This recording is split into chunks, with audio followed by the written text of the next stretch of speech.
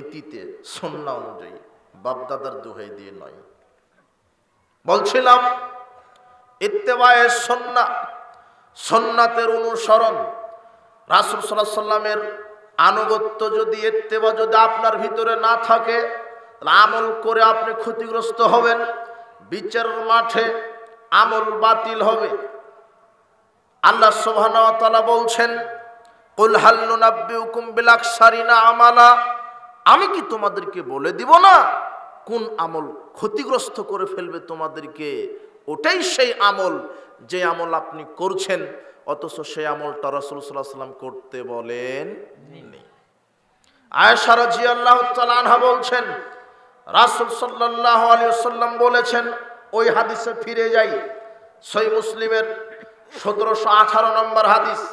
রাসূল সাল্লাল্লাহু আলাইহি ওয়াসাল্লাম বলছেন, মান আমেলা আমালান, যে ব্যক্তি কোনো আমল করলো, লাইসা আলাইহি আমরুনা, অথচ সেই আমলে আমার কোনো নির্দেশনা নেই, ফাহুয়া রাদ, তাহলে সেই আমল বাতিল।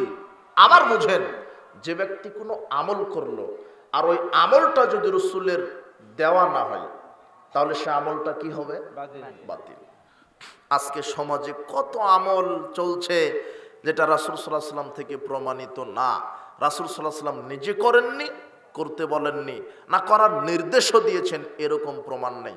রাসূল সাল্লাল্লাহু আলাইহি ওয়াসাল্লাম বলছেন, কেউ যদি কোনো আমল করে আর ওই আমল করার নির্দেশ যদি আমি না দিই, তাহলে ওই আমলটা কি? বাতিল। তো সমাজে কোন আমল মানুষ করছে যেটা রাসূলের নির্দেশ দেওয়া নেই? কোন আমল করছে মানুষ যেটা রাসূল সাল্লাল্লাহু আলাইহি ওয়াসাল্লাম নির্দেশ দেননি, নিজে করেননি, তার উম্মতদেরকে করতে বলেননি? সেটা কি? যেটা রাসূল সাল্লাল্লাহু আলাইহি ওয়াসাল্লাম নিজে করেননি, করতে বলেননি, করার নির্দেশ দেননি, ওটা যদি আপনি করেন তাহলে সেটাই হলো নতুন আমল, আর ওটাকে বলা হচ্ছে বিদআত। ওটাকে কি বলা হচ্ছে? বিদআত।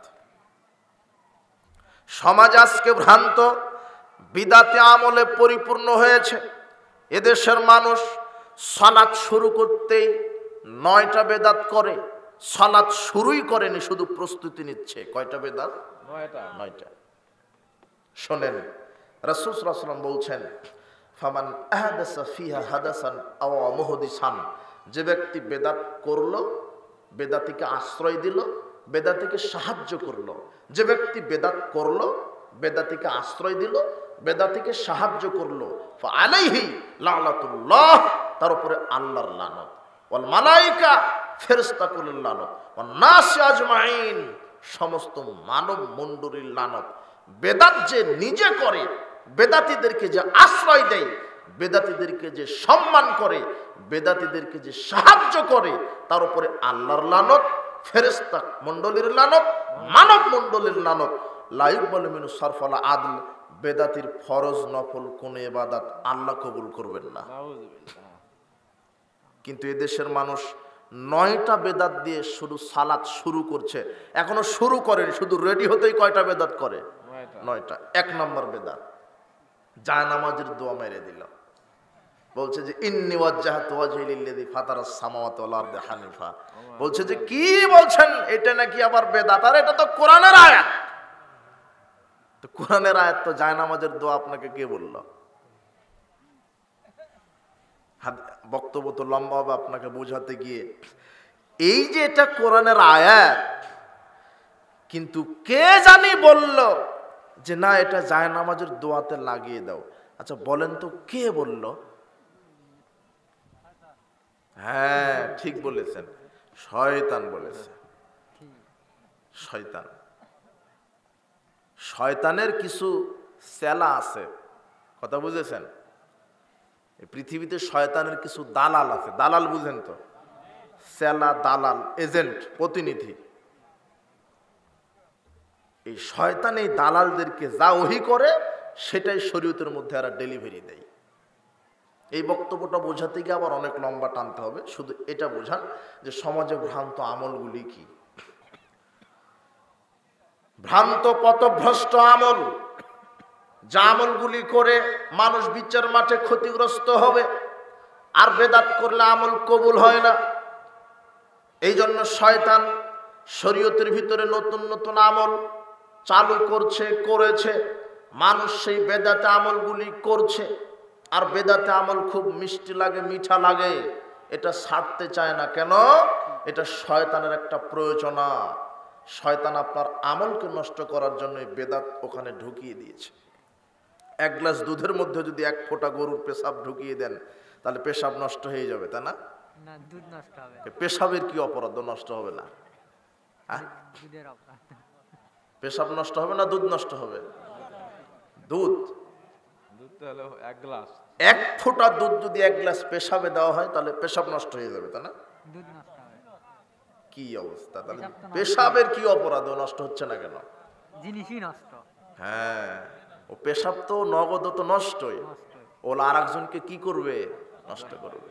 ঠিক আপনার এই সঠিক আমল সুন্নাহ অনুযায়ী যে অরিজিনাল সুন্দর সলিড আমলটা, শুদ্ধ আমলটাকে নষ্ট করার জন্য শয়তান ওখানে বেদাতি আমল ঢুকিয়ে দিয়েছে।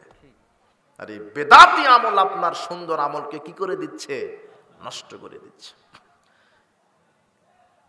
এই জন্য যেখানে যে আমলের যত ফজিলত, যত বড় বড় ফজিলতপূর্ণ আমল আছে, শয়তান সেখানে বেদাত ঢুকিয়ে দিয়েছে আপনার ওই আমলকে নষ্ট করে দেওয়ার জন্য। আমি এটাও বলবো, তবে এখানে বলে নেই যে সালাত শুরু করার পূর্বে 9টা বেদাত করছে। তার একটা হলো জায়নামাজের দোয়া। অথচ রাসূল সাল্লাল্লাহু আলাইহি ওয়াসাল্লাম, সাহাবায়ে কেরাম, তাবেঈগণ, তাবেঈগণ কোথাও থেকে প্রমাণ নেই যে তারা জায়নামাজের দোয়া বলে কোনো দোয়া পড়েছেন। কথা বোঝেননি মনে হয়। উনি বলছেন জাল হাদিস। জাল হাদিসও নাই। পৃথিবীতে যত হাদিসের কিতাব আছে এর মধ্যে থেকে একটা জাল হাদিসও নাই। 1 নাম্বার। 2, এটা জায়নামাজের দোয়া গেল। 2, সালাতের নিয়ত। সালাতের নিয়ত বলে মানুষ, জানেন? মুখে নিয়ত বলে, আরবিতে নিয়ত তৈরি করেছে। অথচ নিয়ত বলার জিনিস নয়, নিয়ত করার জিনিস। কি? নিয়ত অন্তরে করার জিনিস। কিন্তু শয়তান আপনাকে শিখিয়ে দিয়েছে যে নিয়ত বলো। তবে একটা নিয়ত হলে তাও মেনে নেওয়া যায়, নিয়তের অভাব নাই। জোহরের একটা নিয়ত, ফজরের একটা নিয়ত, হ্যাঁ, সুন্নাতের নিয়ত, তারাবির নিয়ত, তাহাজ্জুদের নিয়ত, ইদায়ানের নিয়ত, জানাজার নিয়ত। কথা বুঝেছেন? অথচ এই যে আরবিতে যে নিয়তটা আপনি বলছেন, এটা পৃথিবীর কোন হাদিসের কিতাবে একটা জাল হাদিস দ্বারা প্রমাণিত নয়। যেটা রাসূল সাল্লাল্লাহু আলাইহি ওয়াসাল্লাম নিজে করেননি, করতে বলেন, ওটা হলো বিদআত। তার মানে মুখে নিয়ত বলা কি? বিদআত। 3 নাম্বার, ইমাম আলাদাভাবে একটা নিয়ত তৈরি করেছে। সে বলছে আনা ইমাম হাদারা আমা ইয়াহদুরুন, আমি উপস্থিত অনুপস্থিত সবার জন্য ইমাম। এটা একটা বিদআত। ইমাম নিজে একটা নিয়ত তৈরি করেছে। 4 নাম্বার বিদআত, যখন মুয়াজ্জিন একামাত দিতে শুরু করে তখন দেখবেন অনেক ওই যে 22 হাতের পাগড়ি পেঁচানো শুরু করে দেয়। পাগড়ির ফজিলত তৈরি করেছে যে পাগড়ি পরে 1 রাকাত সালাত আদায় করা 70 রাকাতের সমান। অথচ পাগড়ি টুপির শরীয়তে খুঁজলে একটা ফজিলতের কোনো দলিল পাবেন না। যদিও পাগড়ি টুপি পরা এটা সুন্নতি লেবাস, সাহাবীরা খালি মাথাতে সালাত আদায় করেননি। এটা একটা ইসলামের লেবাস, পোশাক, যে মাথা ঢেকে সালাত আদায় করতে হবে। আপনার রুমাল হোক, পাগড়ি হোক, যেটা ক্যাপ বলছেন বা টুপি বলছেন, টুপি হোক, মাথা ঢেকে সালাত আদায় করতে হবে। কিন্তু খোলা মাঠে খোলা মাথায় সালাত আদায় করলে এত নেকি, আর টুপি পরে সালাত আদায় করলে এত নেকি, এরকম কোনো হাদিস পৃথিবীতে নাই। পাগড়ি টুপির কোনো ফজিলত নাই। তবে জরুরি, খালি মাথাতে আপনি সালাত আদায় করতে পারবেন না। সাহাবীরা খালি মাথায় করতেন না।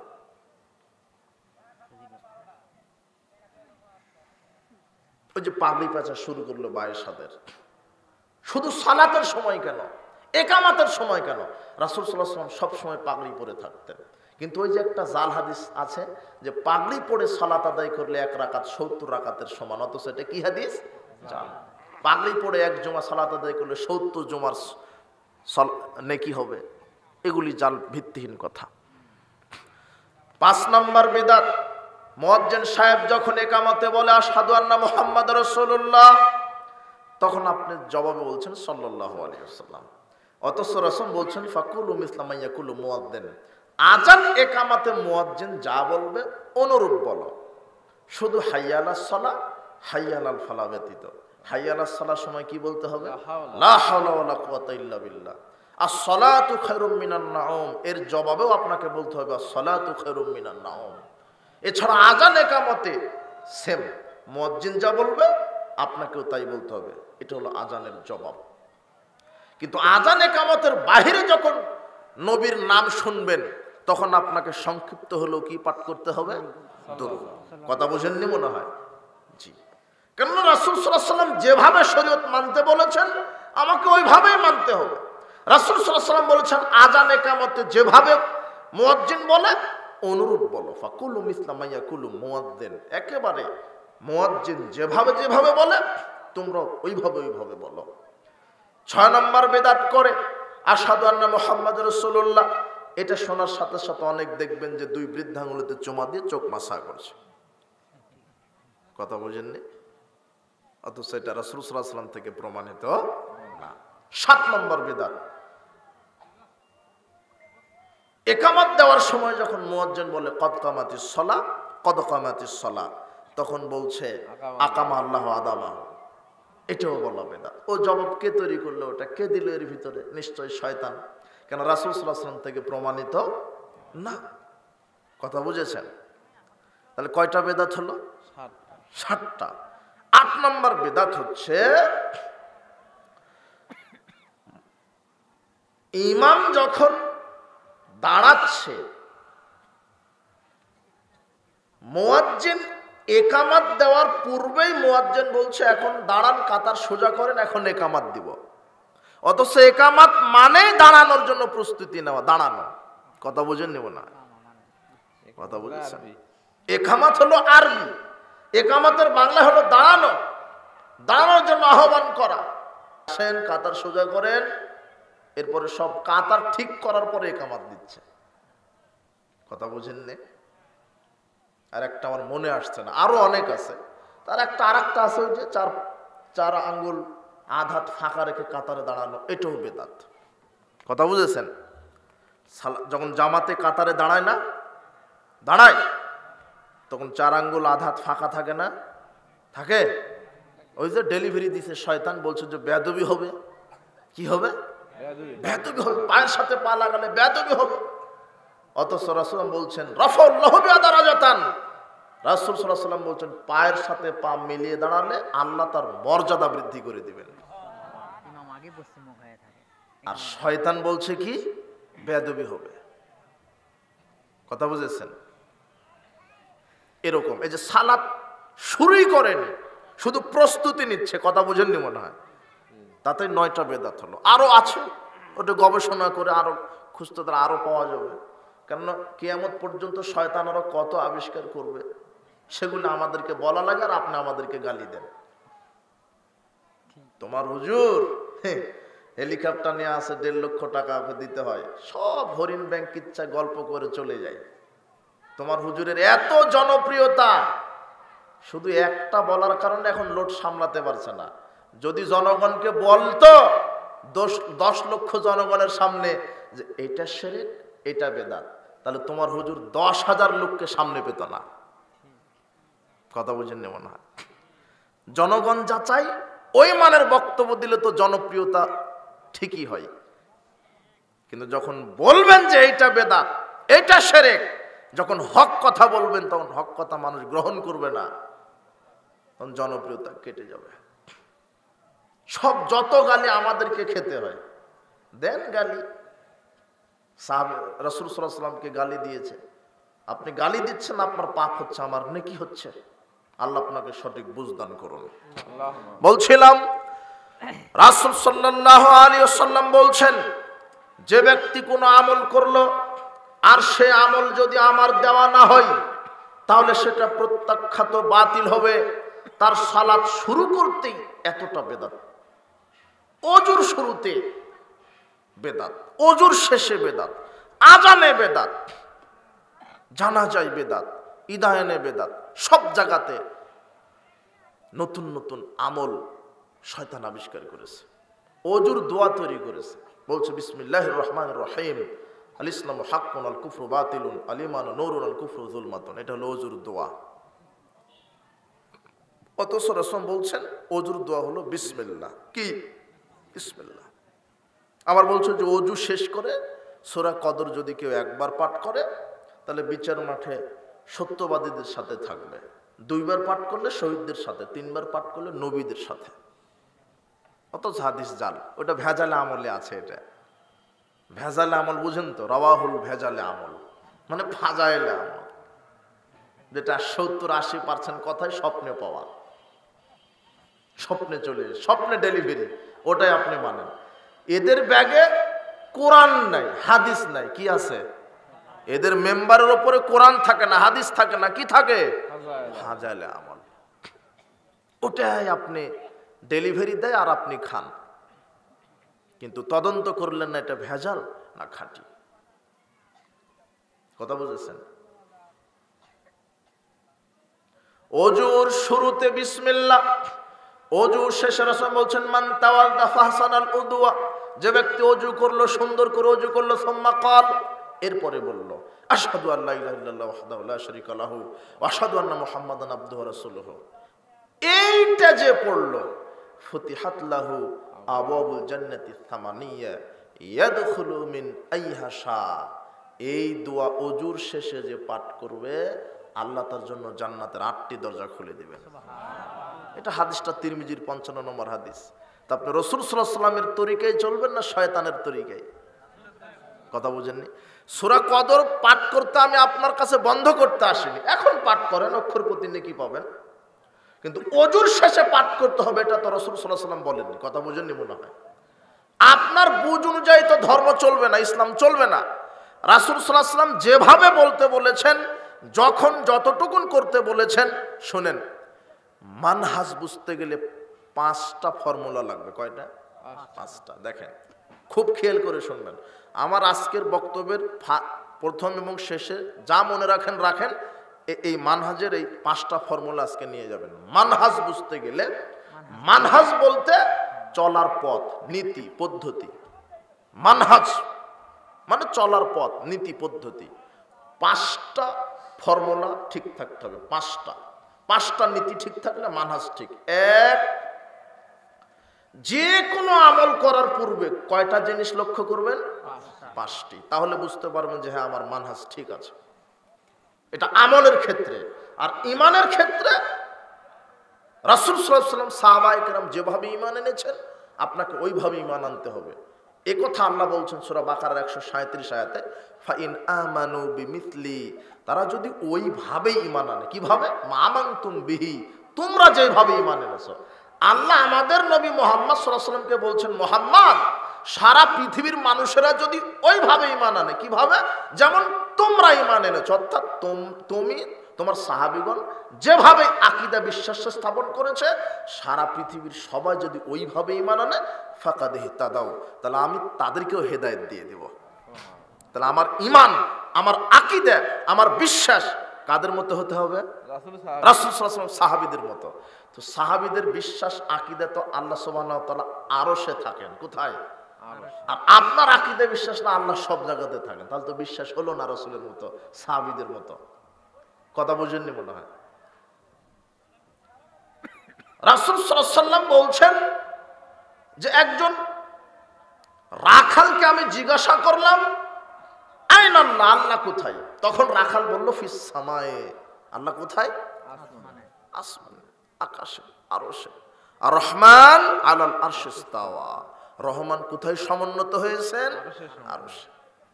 এটা হলো রাসূল সাল্লাল্লাহু আলাইহি ওয়াসাল্লামের আকীদা, সাহাবীদের আকীদা। রাসূল সাল্লাল্লাহু আলাইহি ওয়াসাল্লামের মাধ্যমে কোরআন মাজিদ স্প্রেড হলো, ছড়িয়ে পড়লো। আল্লাহ সুবহানাহু ওয়া তাআলা বলছেন, ওয়ামিন আয়াতি আন খালাকাকুম মিন তুরাব। রাসূল সাল্লাল্লাহু আলাইহি ওয়াসাল্লামকে আল্লাহ বলছেন, শোনো আমার একটা নিদর্শন, তোমাদেরকে মাটি দিয়ে তৈরি করেছে। কি দিয়ে? মাটি দিয়ে। সূরা রুমের 20 নম্বর আয়াত। এই আয়াতটা নাজিল হলো কার উপরে?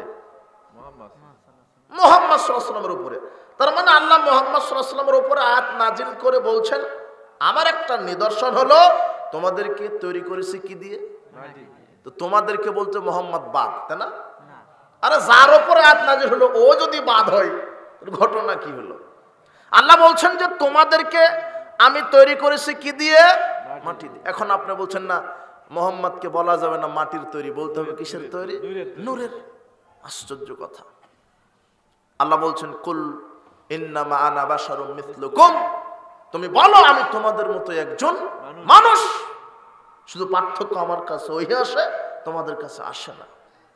আকীদা বিশ্বাস রাসূল সাল্লাল্লাহু আলাইহি ওয়াসাল্লামের মতো হতে হবে, রাসূল সাল্লাল্লাহু আলাইহি ওয়াসাল্লামের মতো, সাহাবীদের মতো। কোরআন মাজিদ যেভাবে অবতীর্ণ হচ্ছে ওইভাবে আপনাকে মানতে হবে।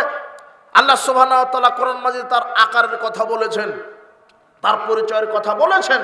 আল্লাহ বলছেন ইবলিস মা মানাকান তাসজুদা লিমা খালাকতু বিয়াদাইয়া, হে ইবলিস আমি আল্লাহ যাকে আমার দুই হাত দিয়ে তৈরি করলাম তাকে সেজদা দিতে তোমাকে কে নিষেধ করলো? তাহলে আল্লাহর কয় হাত আছে? মানে শয়তান বলছে যে এখানে হাত মানে কুদরতি হাত, নেন এবার। মানে শয়তান আছে, মানে ইবলিসের যে কিছু চেলা আছে আর আপনাকে ব্যাখ্যা দিচ্ছে কি যে হাত ঠিক আছে কিন্তু এটা হাত বলা যাবে না, কি কুদরত বলতে হবে। অথচ আল্লাহ যে নিজে তার পরিচয় দিলেন, এরা আল্লাহর সিফাতকে বিকৃত করলো। কথা বুঝেছেন? রাসূল সাল্লাল্লাহু আলাইহি ওয়াসাল্লাম সাহাবীদের আকীদা আল্লাহর আকার আছে, আল্লাহর হাত আছে, কেমন যার মতো সব, তার জন্য যেমন হাত শোভা পায়। লাইসা কামিসলি শাইউন, কিন্তু বলা যাবে না আল্লাহর হাত অমুক প্রাণীর মতো, মানুষের মতো, এরকম কারোর সাথে তুলনা করা যাবে না। শুধু বিশ্বাস করতে হবে আল্লাহর হাত আছে, পা আছে, চেহারা আছে, চক্ষু আছে, এতটুকু যতটুকু আসছে কোরআনে ওইভাবে বিশ্বাস করতে হবে। কারণ এইভাবে বিশ্বাস করতেন সাহাবায়ে কেরাম। কারা? সাহাবীরা। আর আল্লাহ বলছেন ফাইন আমানু বিমিসলি, তোমাদের মতো যদি তারা ঈমান আনে, আমানতুম বিহি, যেমন তোমরা ঈমান এনেছো, যেমন তোমরা আমাকে বিশ্বাস করো, তোমরা আমার উপরে যেমন আকীদা স্থাপন করো, ফাকাদ ইহতাদাউ, তাহলে আমি তাদেরকেও হেদায়েত দান করব। তাহলে ঈমানটা হতে হবে কাদের মতো? সাহাবীদের মতো। আকীদা হতে হবে কাদের মতো? সাহাবীদের মতো। মানহাজে হতে হবে সাহাবীদের মতো। আর এই মানহাজটা ঠিক রাখতে যে কোনো আমল করার পূর্বে 5টা জিনিস লক্ষ্য রাখবেন। কয়টা? 5টা। এই 5টা যদি আপনি বুঝেন তাহলে আপনি সুন্নাহ বুঝতে পারবেন, বেদাত বুঝতে পারবেন, মানহাজ বুঝতে পারবেন। মানহাজের ফর্মুলা, সূত্রটাই হলো 5টা। এক, যে কোনো আমল করার পূর্বে 1 নম্বর দেখবেন স্থান বা জায়গা। কি জায়গা? স্থান। আমি যে আমলটা করছি এই আমলটা সাহাবায়ে কেরাম কোন জায়গায় করেছেন, রাসূল সাল্লাল্লাহু আলাইহি ওয়াসাল্লাম কোন জায়গায় করতে বলেছেন, দেখেন। তাহলে জায়গা, আপনি হজের নিয়ত করেছেন, এখন হজ করতে কোথায় যেতে হবে? মক্কা, কাবা। আগ্রার তাজমহলে যাবেন, তাই না? আর না হলে তো শয়তান ডেলিভারি দিয়েছে টঙ্গীতেই গেলে হয়। কোথায় গেলে হয়? টঙ্গীতে গেলেই হজ হয়। তোমার হুজুরকে জিজ্ঞাসা করছে মক্কা মদিনা থেকে টঙ্গীতে মানুষ আসে কেন? তখন তোমার হুজুর বলছে যে কাবা ঘরে 1 রাকাত সালাত আদায় করলে 1 লক্ষ গুণ নেকি হয়, আর টঙ্গীর মাঠে 1 রাকাত সালাত আদায় করলে 49 কোটি গুণ বেশি নেকি হয়। কোটির নিচে এদের হিসাবই নাই, কোটি আর কোটি। দাওয়াতে তাবলিগ একটা বই আছে বাংলাদেশে, একটু পড়াশোনা করবেন। 85 পৃষ্ঠাতে এই প্রতিবন্ধী মূর্তি, মুফতি বলবেন না এদেরকে, এরা প্রতিবন্ধী, এরা প্রতিবন্ধী। এরা এই মূর্তিকে ফতোয়া জিজ্ঞাসা করছেন যে কেন কাবা ঘর থেকে মানুষ এখানে এসে সালাত আদায় করে, তখন বলছে 49 কোটি গুণ বেশি নাকি হয়। অথচ হজ করতে গিয়ে যদি আপনি শুধু কাবা ঘর তওয়াফ করে চলে আসেন তবু হজ হবে না। কাবা ঘর আরো সাই করেছেন, মুজদালিফায় রাত যাপন করেছেন, মিনায় গেছেন, কুরবানি করেছেন, মাথা মুন্ডন করেছেন, পাথর নিক্ষেপ করেছেন, সব ঠিক আছে, কিন্তু আপনি আরাফার মাঠে যাননি, আপনার হজের 1 পয়সাও কবুল হবে না। কথা বুঝেননি মনে হয়? 1 সেকেন্ডের জন্য হলো কোন মাটিতে পা দিতে হবে? আরাফার মাটিতে পা দিতে হবে। কাবা ঘরে গিয়ে তওয়াফ করলে হজ হবে না আরাফাতে না গেলে, আর শয়তান বলছে টঙ্গীতে গেলেই হবে। তাহলে স্থান, যে কোনো আমল করার পূর্বে দেখবেন যে ওই আমলটা রাসূল সাল্লাল্লাহু আলাইহি ওয়াসাল্লাম সাহাবায়ে কেরাম কোন জায়গায় করেছেন, ঠিক আছে না? এটা হলো মানহাজ। 2 নম্বর স্থান দেখলেন, এখন দেখবেন পরিমাণ। পরিমাণ, কথা বুঝেছেন? আপনি যে আমলটা করতে চাচ্ছেন ওটা রাসূল সাল্লাল্লাহু আলাইহি ওয়াসাল্লাম সাহাবায়ে কেরাম কি পরিমাণ করেছেন। ওই যে একটা হাদিসে ইবারত করেছে, মনে আছে না? 3 জন লোক গিয়ে বলছেন আমরা সারা রাত কি করব? নামাজ পড়বো। সালাত আদায় করব, ঘুমাবো না, আমি বিবাহ করব না, আমি প্রতিদিন সিয়াম রাখবো। কিন্তু রাসূল সাল্লাল্লাহু আলাইহি ওয়াসাল্লাম বলছেন তোমাদের পরিমাণ ঠিক নাই, খুব বেশি হয়ে গেছে, এই জন্য তোমরা আমার উম্মতের অন্তর্ভুক্তই না। কথা বুঝেননি মনে হয়? তাহলে পরিমাণ বলতে রাসূল সাল্লাল্লাহু আলাইহি ওয়াসাল্লাম সাহাবায়ে কেরাম যেই আমল যেইভাবে যতটুক করেছেন আপনাকে অতটুকুনি করতে হবে। কথা বুঝেননি মনে হয়? পরিমাণ ঠিক রাখবেন। এগুলি ব্যাখ্যা দিতে অনেক। এরপরে 3 নাম্বার দেখবেন কারণ। 3 নাম্বার কি? কারণ। আপনি যে আমলটা করছেন এটা রাসূল সাল্লাল্লাহু আলাইহি ওয়াসাল্লাম সাহাবায়ে কেরাম কি কারণে করেছেন? আমরা বলি না যে সম্মিলিত মোনাজাত বিদআত বলি না, অনেকে বলে না। যদি আপনাদের বগুড়াতে এটা নিয়ে খুব ঝামেলা এখনো আছে। এটি আরো বেশি। হ্যাঁ এখানে আরো বেশি। হ্যাঁ, এই জায়গা আরো বেশি, এই যে ভাই বললেন। তাহলে এখানে একটু ভালো করে শোনেন। কারণ আপনি যে আমলটা করবেন এটাই হলো মানহাজ যদি ঠিক না থাকে, আজকে আমরা দেখতে পাচ্ছি অনেক ব্যক্তির আকীদা ঠিক আছে কিন্তু মানহাজ ঠিক নেই। দেখেন আপনাকে বুঝাই, সম্মিলিত মোনাজাত বেদাত এটা ঢালাও ভাবে বলা যাবে না। সম্মিলিত মোনাজাতের দলিল আছে, নাই মানে সম্মিলিত মোনাজাত বেদাত এই কথা ডাইরেক্ট বলা যাবে না। রাসূল সাল্লাল্লাহু আলাইহি ওয়াসাল্লাম সালাতুল ইস্তিসকা, বৃষ্টি প্রার্থনার সালাত আদায় শেষে সাহাবীদের সবাইকে নিয়ে সম্মিলিত কি করেছেন? কি দলিল নাই? কথা বুঝেননি? কুনুতে নাজেলা যখন পাঠ করেছেন সাহাবীদেরকে নিয়ে কি করেছেন? দলিল নাই। তা আপনি বলছেন মোনাজাত বেদাত সম্মিলিত। কে বলেছে সম্মিলিত মোনাজাত? কে বলেছে বেদাত? সম্মিলিত মোনাজাত জায়েজ, কিন্তু দেখতে হবে আপনি করছেন কি কারণে, কোন জায়গায়। 5টা ফর্মুলা, মানে সূত্র বুঝেন কি? সূত্র, এই সূত্র ছাড়া কিন্তু অঙ্ক হবে না। ঠিক এই 5টা ফর্মুলা ছাড়া আপনার আমল কবুল হবে না। নেন দেখে আপনি টঙ্গীর মাঠে 14 বার আপনি তওয়াফ করে এসে বলেন তো আমার হজ হয়েছে, বলেন তো দেখি। তাহলে জায়গা কোন জায়গা? আরাফা। তার মধ্যে সবচাইতে দামি গরু, বেশি দামের গরু। কাজেই সালাত আদায়ের আগেই তুমি কুরবানি করে দাও, তো পরে সময় পাওয়া যাবে না। হবে না? কি বলেন হবে না? এত টাকা দামের গরু, সময় ঠিক নেই। হ্যাঁ, পদ্ধতিও ঠিক আছে। কুরবানি দিতে হবে, আল্লাহ বিসমিল্লাহ আল্লাহু আকবার বলে দিবে। হ্যাঁ, সময়টা কি? সালাতের পরে। ও মেরে দিছে কখন? আগে। বাবা মরা পর্যন্ত কুরবানি দিলে কুরবানি হবে? বুঝেননি মনে হয়? তাহলে যে কোনো আমল করতে কয়টা সূত্র দরকার? 5টা। আপনাকে আপনার মোনাজাত আমি বন্ধ করতে নিষেধ করিনি, সম্মিলিত করেন। কোথায় করবেন? ইস্তেসকার সালাতে, কোনোতে নাজেলাতে। কথা বুঝেননি মনে হয়? কোন কারণে? ওই যে জুমার দিনে 2 আজান বেদাত বলেছি আমি, তাই এমন লেগে গেল আমার পিছনে যে 2 আজান তো উসমান দিয়েছে, তো ওকে এখন মানহাজ বুঝাতে হবে, ওকে ক্লাসে ডেকে বুঝাতে হবে মানহাজ বুঝ। উসমানের দলিল দেয়, কিন্তু উসমান যেই মানহাজে দিয়েছে ওইভাবে দেয় না। কথা বুঝেননি মনে হয়? ওসমান রাদিয়াল্লাহু আনহু 2 আজান দিয়েছেন, হাদিসটা বুখারী মুসলিমের হাদিস। কিন্তু প্রথম আজান ওসমান রাদিয়াল্লাহু দিয়েছেন কোথায়? জাওরা বাজারে। আর আপনি মাইরে দিলেন 2টাই মসজিদে। তো গাঁজা খাওয়ার তো একটা লিমিট আছে। ও ভিতরে দিক আর ছাদে দিক। প্রথম আজান ওসমান রাদিয়াল্লাহু আনহু কোথায় দিয়েছেন? বাজারে। কারণটা কি ছিল? আমি বললাম যে 5টা সূত্র লাগবে আমল করতে। কয়টা? 5টা। এই 5টা সূত্রের মধ্যে আপনি সব ফেলতে পারবেন। কথা বুঝেননি? আমার জ্ঞানের অভাবে আমি আপনাকে বুঝাই যেতে পারলাম না।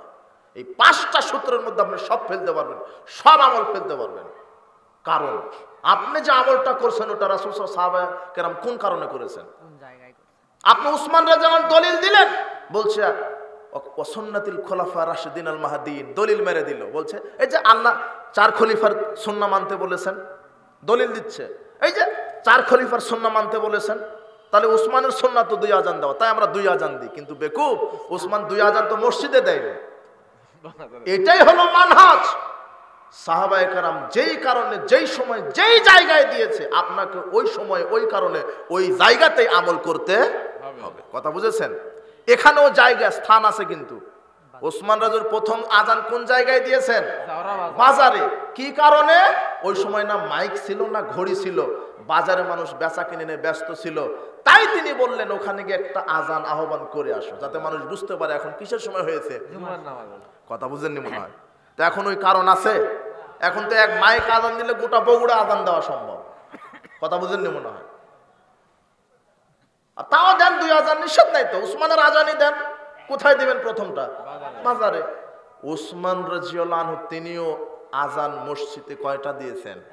একটাই। মসজিদে আজান দিলে একটাই দেওয়া লাগবে। এই জন্য আমি শক্তভাবে বলেছি মসজিদে 2 আজান দেওয়া বিদআত। কথা বুঝেছেন?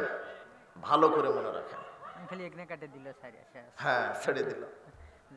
ওই যে আমার ভাই বলে যে হলো ইউটিউবার, এরা ইউটিউবার না, ইউটিউবার। তো তাই বলে এদেরকে দোষ দিচ্ছি না, এই আমাদের ভিডিও কিছু কুচক্রি আছে, তারা কাটে কেটে সংক্ষিপ্ত করে জাতিকে প্রশ্নবিদ্ধ করার জন্য ওটুক ছেড়ে দেয়, কিন্তু পরিপূর্ণ বক্তব্য ছাড়ে না। আল্লাহ এদেরকে হেদায়েত দান করুন। কিন্তু অনেক এই যে আমাদের বক্তব্যগুলি রেকর্ডিং করে, অডিও করে, ভিডিও করে, আজকে আপনারা কয়জন লোক শুনছেন? এই মিডিয়ার মাধ্যমে লক্ষ লক্ষ মানুষ আমাদের বক্তব্য শুনতে পায়, আলহামদুলিল্লাহ। সই আকীদা মানুষের দাওয়াত পৌঁছে যাচ্ছে। তো কাজেই বেদাতি আমল থেকে বিরত থাকবেন। কথা বুঝেছেন? বেদাত যে করে, সর্বশেষ বেদাতের ব্যাপারে একটা বেদাতের ভয়াবহ একটা হাদিস। রাসূল বলছেন, ইন্নী ফারাতুকুম আলাল হাউজ, আমি সর্বপ্রথম হাউজে কাউসারে যাব। মান মাররা আলাইয়া ফাশারাবা, যে ব্যক্তি আমার পাশ দিয়ে যাবে সে পানি পান করবে। ওমান শারাবা লাম ইয়াজবা আবাদা, যে একবার পানি পান করবে সে জান্নাতে প্রবেশ করা পর্যন্ত আর পিপাসিত হবে না। লা ইয়ারিদান্না আলাইয়া কওমুন, আমি পানি পান করাতে করাতে দেখবো হঠাৎ করে আমার সামনে কিছু উম্মত আমার চলে এসেছে, কিছু লোক, আরিফুহুম ওয়া ইয়ারিফুনানি, আমি তাদেরকে চিনতে পারবো, তারাও আমাকে চিনতে পারবে।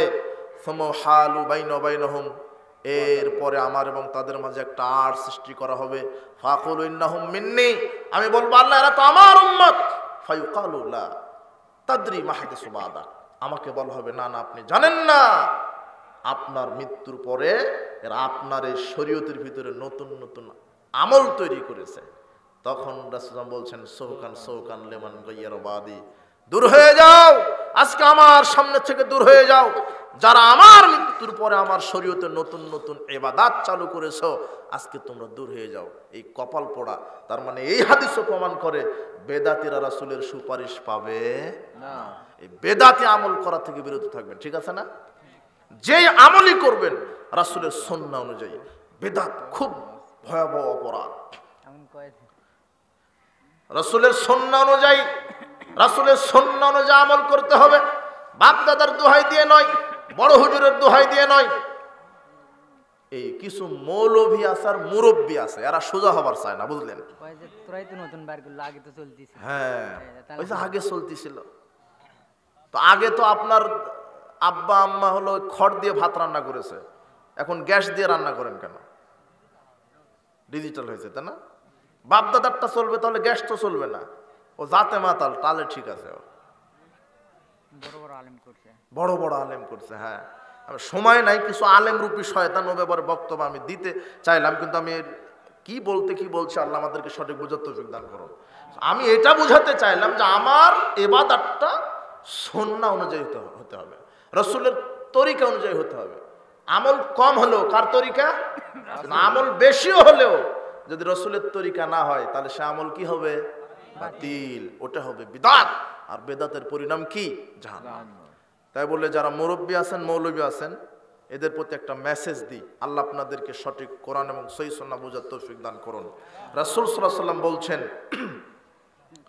ওয়াহুমুল্লাযীনা ইসলিহুনা মা আফসাদান নাসু মিন বাদি মিন সুন্নতি। রাসূল সাল্লাল্লাহু আলাইহি ওয়াসাল্লাম বলছেন, যারা আমার সুন্নাহকে সংশোধন করে নেবে, আমি তাদের জন্য জান্নাতে তুবা নামক গাছের সুসংবাদ দিচ্ছি।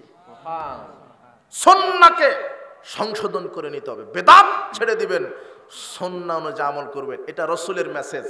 আল্লাহর পক্ষ থেকে। কিন্তু আল্লাহ সুবহানাহু ওয়া তাআলা কোরআনে আরেকটা মেসেজ দিয়েছেন, ইল্লা মান তাবা ওয়া আমানা ওয়া আমিলা আমালান সলিহা। যে ব্যক্তি তওবা করে সংশোধন হয়ে ফিরে আসে, সৎ আমল করতে থাকে, ফাউলাইকা ইউবাদদিলুল্লাহু সাইয়্যাতিহিম হাসানাত। আল্লাহ বলছেন আমি তার বিগত যত ভুল হয়েছিল, পাপ হয়েছিল, সব ভুলগুলিকে সংশোধন করে দিয়ে সব পাপগুলিকে তো আমি ক্ষমা করি বিগত সব পাপগুলিকে আমি নেকি করে দিই। এই জন্য ভুল সংশোধন করে নেবেন, গোঁড়ামি করবেন না, তর্ক করবেন না। কোরআন এবং সহিহ সুন্নাহর সামনে নিজেকে বিনয় করুন, নম্রতার সাথে, শিষ্টাচারের সাথে। সুন্নাহ অনুযায়ী আল্লাহ তুমি আমাদেরকে আমল করার তৌফিক দান করুন। সব জায়গাতে শয়তান, ওই যে শেষ কথা একটা বলে দিই, যেই আমলে যত ফজিলত, শয়তান সেখানে কি ঢুকায় দিছে? বিদআত। ওই যে বললাম না যে পরস্পর দুই হাতে সালাম দিলে কি হয়? এই যে দুই হাত পৃথক হওয়ার পূর্বে কি হয়ে যায়? সব পাপ ক্ষমা। তাবরানী আওসাতের মধ্যে একটা হাদিস আসছে, কি চমৎকার হাদিস, সুবহানাল্লাহ। রাসূল বলছেন, ইন্নাল মুমিনা ইযা লাকিয়াল মুমিন, যখন একজন মুমিন আরেকজন মুমিনের সাথে সাক্ষাৎ করে, ফাতাসাফাহা, মুসাফা করে, ফাখাযা বিয়াদিহি, তার এক হাত ধরে, কয় হাত? এক হাত ধরে, তানাফারাত খাতায়াহুমা কামা ইয়াতানাসার ওয়ারাকুশ শাজার। রাসূল বলছেন পরস্পরে দুই হাতে যারা মুসাফা করে, এদের পাপ কাল ওইভাবে ঝরিয়ে দেন যেমন শীতকালে গাছ থেকে পাতা ঝরে যায়। কি ফজিলতপূর্ণ একটা সালামের ফজিলত। রাসূল বলছেন, এই শোনো, এই লোকেরা, তোমরা জান্নাতে যেতে পারবে না যতক্ষণ না ইমানদার না হবে। তোমরা ততক্ষণ ইমানদার হতে পারবে না যতক্ষণ না পরস্পরকে ভালো না বাসবে। একটার সাথে একটা রিলেটেড করে দিচ্ছেন। তোমরা জান্নাতে যেতে পারবে না যতক্ষণ না ঈমান না আনবে। তোমরা ততক্ষণ ঈমানদার হতে পারবে না যতক্ষণ না পরস্পরকে ভালো না বাসবে। আমি কি তোমাদেরকে বলে দিব না কোন আমল করলে পরস্পরে ভালোবাসা বৃদ্ধি হয়? সাহাবারা বলছেন, হ্যাঁ বলেন। বলছে যে তোমরা বেশি বেশি সালাম প্রচলন করো। সালামের ফজিলত, কারণ সালাম প্রচলন করলে জান্নাত ওয়াজিব হয়ে যায়। সুবহানাল্লাহ, কত ফজিলতপূর্ণ আমল এই সালামটা। পরস্পর দুই হাতে সালাম দিলে পাপ ঝরে যায়। কিন্তু শয়তান চিন্তা করলো, ওই যে দুধের ভিতরে পেশাব কি করে দিয়েছে? ছেড়ে দিয়েছে। শয়তান চিন্তা করলো না, এত ফজিলতপূর্ণ আমল কবুল হতে দেওয়া যাবে না, তাই দুই হাতের মধ্যে কয় হাত ঢুকাই দিছে শয়তান? হ্যাঁ, ওই যে ইয়াগফিরুল্লাহু লানা ওয়া লাকুম, এটাও মেরে দিছে। বুকে মারে সুমা খায়, কথা বুঝেননি? এই আমলটাকে কি করে দিল? নষ্ট করে দিল। রাসূল বলছেন, মান ক্বালা হিনা ইয়াসমাউন নিদা। আমি কয়েক মিনিটে শেষ করে দেব। এই শুধু বোঝাচ্ছি যে শয়তান এই সৎ আমলের মধ্যে, ফজিলতপূর্ণ আমলের মধ্যে বেদাত ঢুকিয়ে আপনার আমলকে নষ্ট করে দিচ্ছে। রাসূল বলছেন, যে ব্যক্তি আজান শোনার পরে বলে, কি বলে? আল্লাহুম্মা রাব্বা হাযিহি দাওয়াতিত তাম্মা ওয়াস সালাতিল কায়িমা আতি মুহাম্মাদানিল ওয়াসিলাতাল ফাদিলা ওয়া বা'আথহু মাকামা মাহমুদানিল্লাযী ওয়া'আদাতা। এটা কিসের দোয়া? আজানের পরের দোয়া। রাসূল সাল্লাল্লাহু আলাইহি ওয়াসাল্লাম বলছেন, হাল্লাত লাহু শাফাআতি ইয়াউমাল কিয়ামা। রাসূল বলছেন, কেউ যদি আজানের পরে এই দোয়াটা পাঠ করে, আমার সুপারিশ তার জন্য কিয়ামতের মাঠে ওয়াজিব হয়ে যায়। কিন্তু সুবহানাল্লাহর 12টা শয়তান বাজায় দিছে। ওই যে ওয়াদ-দারাজাতার রাফিয়া ওয়ারযুকনা শাফাআতাহু ইয়াউমাল কিয়ামা ইন্নাকা লা তুখলিফুল মিআদ। এটা নিয়েও দেখছি ট্রল শুরু হয়েছে ফেসবুকে। আমি বললাম যে ইন্নাকা লা তুখলিফুল মিআদ, এটা শয়তান ঢুকায় দিছে। এটা কিন্তু কোরআনের আয়াত, সূরা ইমরানের 194 নম্বর আয়াত। আমি বলছি এটা শয়তান ঢুকায় দিছে। ও বলছে যে এটা আয়াত নাকি শয়তান তৈরি করছে, এটা ঢুকিয়ে দিছে। আয়াত আয়াতের জায়গায় মিনহা খলাকনাকুম ওয়া ফিহা নুঈদুকুম ওয়া মিনহা নুখরিজুকুম তারাতান উখরা। আয়াত তো কোরআনের আয়াত, কিন্তু ওখানে কবরে গেল কেন আয়াত? মাটি দেওয়ার সাথে আর কি সম্পর্ক? কথা বুঝেননি মনে হয়। তো আয়াত তো কোরআনের আয়াত, এই আজানের দোয়ার শেষে এটা বলতে হবে কেন? হ্যাঁ বলতাম আমি, যদি কে বলতো মুহাম্মদ সাল্লাল্লাহু আলাইহি ওয়াসাল্লাম। দলিল যদি থাকতো, শোনেন, কান খাড়া করে শোনেন, দলিলের ওপরে আল হাদিস সমাজ বাংলাদেশের সারা পৃথিবীতে এদের সংখ্যাগরিষ্ঠতা নেই, শক্তি নাই, অর্থ নাই। তবে আল্লাহে, আল্লাহর কসম, আমাদের দলিলের জোর আছে। আলহামদুলিল্লাহ, দলিলের উপরে আমরা